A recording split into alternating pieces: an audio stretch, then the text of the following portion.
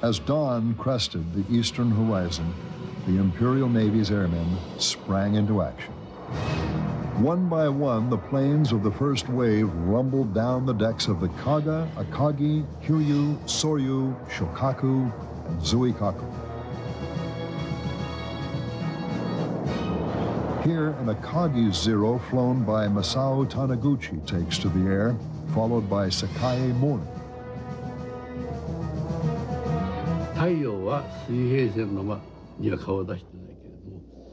The sun wasn't up yet, but the easterly sky was light. As we were circling the carrier, the bomb-armed Kates took off. Then the Val dive bombers with heavy 60-kilogram bombs. At last, the Kates with 800-kilogram torpedoes took off, and we all got into formation and flew toward the target. I still remember the excitement in the moment. 43 Zeros, 51 Vals, 40 Kates armed with torpedoes, and another 49 armed with 16-inch shells modified for high-level bombing. 185 planes altogether, representing the most superb naval air striking force ever assembled to that point in history. They headed south toward their rendezvous with destiny. As the strike group moved south, it was picked up on radar by an Army outpost on Oahu.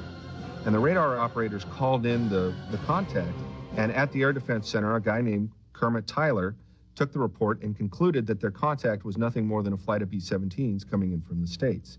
So he didn't do anything. In fact, I think he went to breakfast. Well, by coincidence, there was a flight of B-17s coming in, and they arrived over Oahu at the same time as the Japanese strike group. At Pearl, the men aboard the battleships were going about their daily routines. On the USS Nevada, Roland Eberhart had been up most of the morning as part of the boiler room crew. We had the duty on the port watch, and I had the 4 to 8 watch in the morning, and number 2 fire room. The auxiliary watch was routine to keep one boiler lid off in them when you're in port for auxiliary steam. I just made second class, and I was in charge of the watch. And we run into a little problem there, got water in the fuel oil, and, you know, the fires would go out, and then they'd catch off the red brickwork, and you'd get a flashback. But, no, I called up the officer of the watch in the engine room, and he said, well, just hang in there. We want to pump out as much of that oil as can out of the tank, but we'll light number 3 firearm off and have it ready to go at 8 o'clock in the morning. So we stuck with it. And about 7:30, a guy come down and says, okay, we'll take over. We're shifting the load over to number 3. The Nevada was the only ship in the battle row that had 2 boilers warm.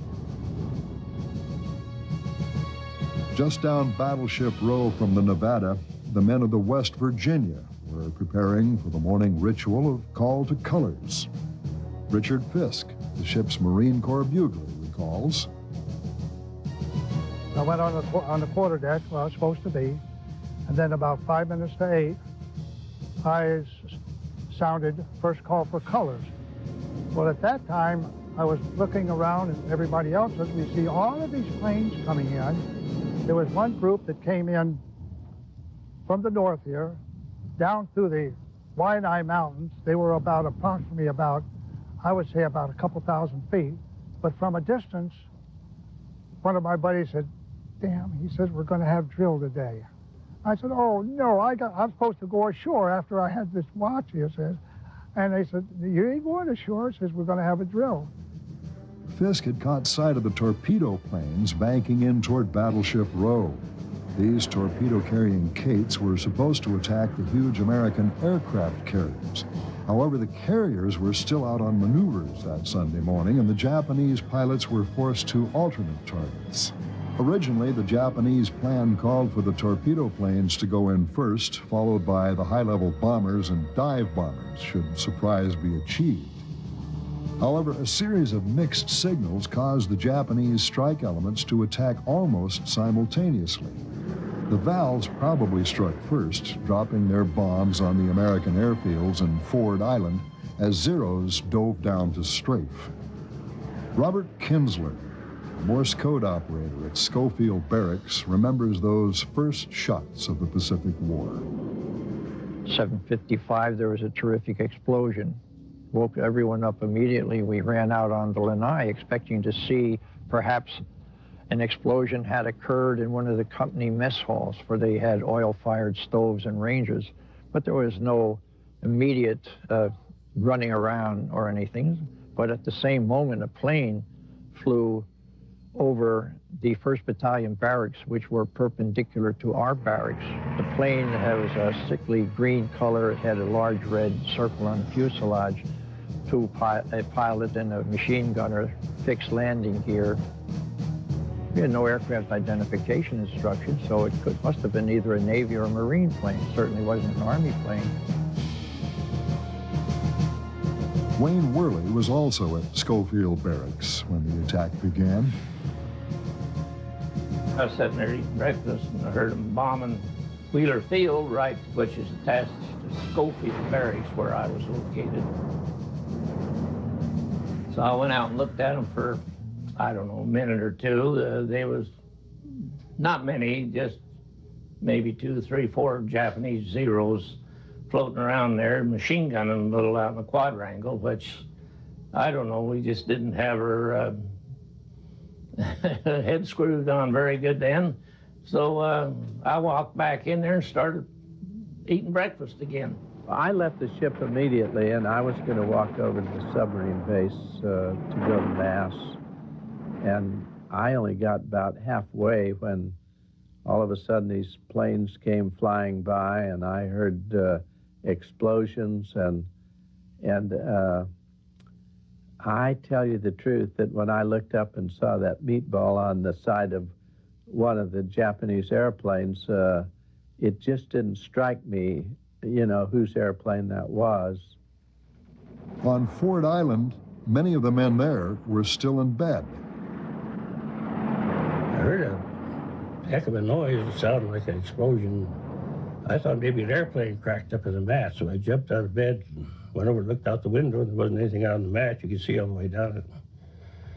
So there's a kid named Jones from Texas that I kind of palled up with. And he said, I shook him, said, you want to go to breakfast? He said, no, I'm going to sleep in. He said, let me sleep. I said, okay. So I went and washed up, and got dressed, started down the steps, and I got down to the 2nd floor. And here comes Jones in his skivvies with his clothes in his hand. Eyes were wet. He said, God, he said, a bullet just came through the bulkhead right over my head. I was sleeping peacefully until about 5 minutes till 8 that morning. And then, you know, we heard explosions and machine gun fire and all that thing. Well, the first thing, everybody thought, well, some kind of maneuver's going on, some kind of drill. But we looked up, and from our window in the barracks, we could see Luke Field, which was an airstrip there on Ford Island. Well, we could see airplanes, fighter types, zooming down the field and strafing. And right away, we noticed the Japanese insignia on the wings. So we knew then that this was no drill. Even as the first bombs fell, the torpedo bombers turned to make their runs into Pearl Harbor. We were flying pretty low over Hickam Field. Then from Hickam, there's an inlet. That's where we went in. The battleships were all lined up neatly. The attack unit from Akagi had just finished their attack when we launched our torpedoes. In the very early hour of 7:55, I was standing on the after deck of the USS Utah. Suddenly we saw the planes coming in out of the sky and coming down towards the ship. And Toddy said to me, God, you'd think they'd give us Sunday off at least. And I said, boy, those are strange-looking planes. And he said, yeah, look. He said, those are Japanese. They've got the blood spot of the rising sun on the wing. And with that, a plane came down and hit us with a torpedo.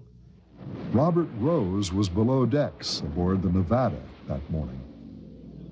I'd had my breakfast and was all ready to go ashore. I was just waiting for the 8 o'clock boat, Liberty boat, standing outside the shop. And while I was waiting, just about 5 minutes till 8, I heard the band play Call to Colors. And I said, oh, good, another 5 minutes and I can go get the boat. But during call to colors, I heard machine gun fire. Whoa, what's that? So that was unusual. So I started up the ladder. I was going to go up and see what they were doing up there. And I met the band coming down. And the band came down, and they said, the Japs are here. The Japanese had succeeded beyond their wildest hopes. The United States military in Pearl Harbor had been caught utterly by surprise. And as the next few minutes unfolded, thousands of them would die as torpedoes and bombs turned their ships into flaming tombs.